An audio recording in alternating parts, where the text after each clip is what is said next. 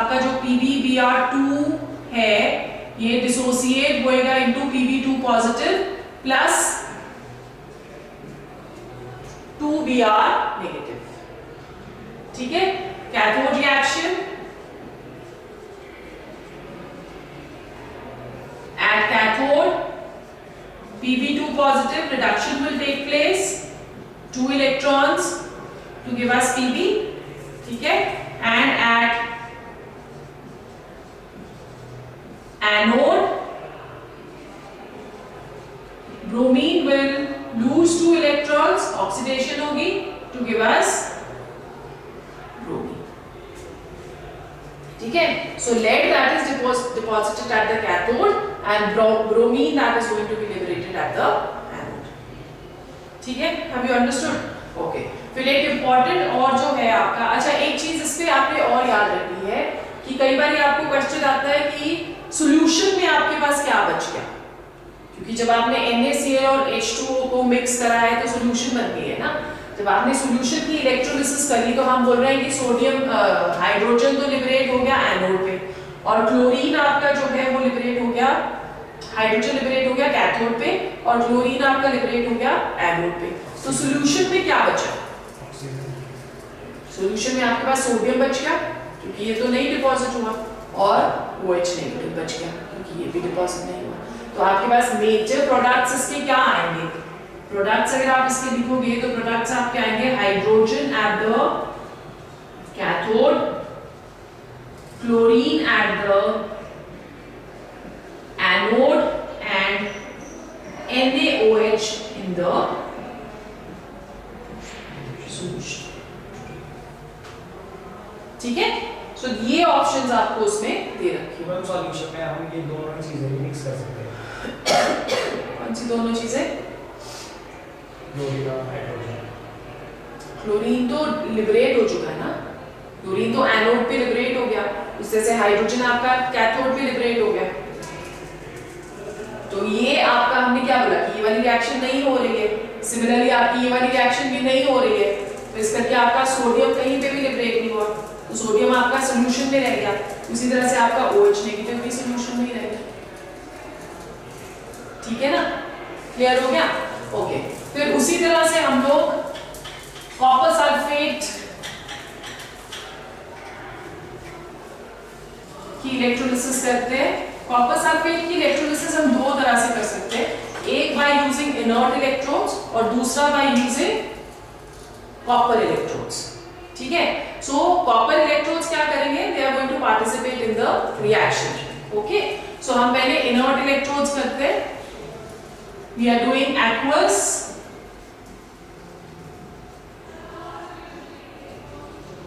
copper sulfate using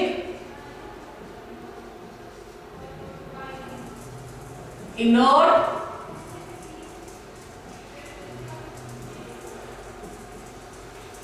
electrodes,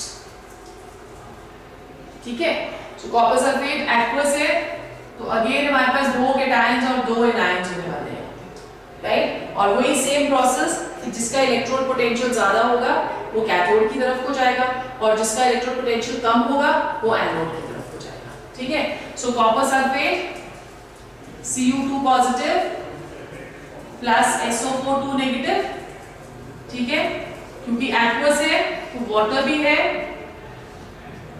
2H positive plus H positive plus OH negative, ठीक है। अब cathode पे cations के बीच में रेस है, at cathode Cu2 positive that is going to gain 2 electrons to give us copper, ठीक है। जो इसकी E naught वैल्यू है that is 0.34 volts, ओके। और दूसरा आपके पास कैटायन हाइड्रोजन है, H positive plus 1 electron to give us hydrogen, और E naught वैल्यू जो इसकी है that is 0। अब किसकी E naught वैल्यू ज्यादा है?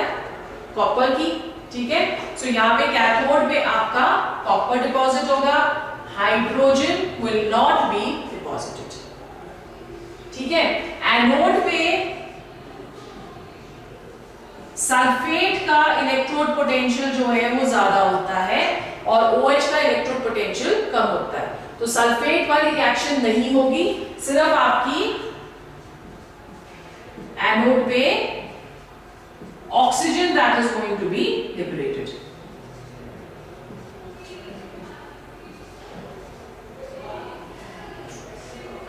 ठीक है, तो यहाँ पे हम क्या कह रहे हैं, when we are doing electrolysis of aqueous copper sulfate using inert electrodes, at cathode your copper is deposited, at anode your oxygen that is going to be liberated। ठीक है, अब यही रिएक्शन जो है या यही इलेक्ट्रोलिसिस का प्रोसेस हम लोग करते हैं for what? Copper sulfate using copper electrodes। Okay, aqueous copper sulfate using copper electrodes। ठीक है, ये दोनों रिएक्शंस हमारी सेम रहेंगी यहाँ पे। सो कॉपर सल्फेट जो है वो डिसोसिएट होगा into Cu2 positive plus SO4 negative. ठीक है, और वाटर जो है that is going to give us H positive and OH negative। Cathode की रिएक्शन भी सेम रहेगी। At cathode Cu2 positive plus 2 electrons to give us Cu, copper will be deposited। Anode पे इसकी रिवर्स रिएक्शन होती है क्योंकि आपका electrode जो है, एनोड जो है ये कॉपर का बना हुआ है, तो ये वाला जो कॉपर का इलेक्ट्रोड होता है that is going to lose electrons to give Cu2 positive। So you can see over here कि यहाँ पे आपका जो कॉपर मेटल है that is also participating in the electrolytic reaction। ठीक है, have you understood? So जब आप aqueous copper sulfate using inert electrodes ले रहे हो तो कैथोड पे आपका कॉपर डिपॉजिट हो रहा है और एनोड पे आपका ऑक्सीजन लिबरेट हो रहा है।